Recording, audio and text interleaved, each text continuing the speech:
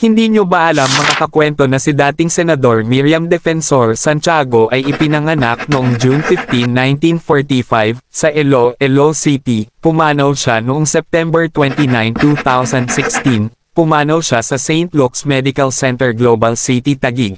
Sa edad na 71, ay isang abogado at politiko sa Pilipinas at hindi nyo ba alam mga kakwento na si Miriam Defensor Santiago ay naging Secretary of Agrarian Reform mula 1989 hanggang 1990, at pagkatapos nito ay naging Chair of the Senate Foreign Relations Committee mula 2013 hanggang 2016, at pagkatapos nito ay naging Judge of the International Criminal Court mula 2012 hanggang 2014, at 2 beses siya naging senador mula 1995 hanggang 2001, muli 2004 hanggang 2016. Sa tingin niyo mga kakwento, kung sakaling buhay pa ngayon si dating Senador Miriam Defensor Santiago at siya ang naging Pangulo ng ating Pilipinas, sa tingin niyo mauubos kaya ang korupsyon na problema ng ating bansa ngayon? Halika mga kakwento, pag-usapan natin yan sa comment section.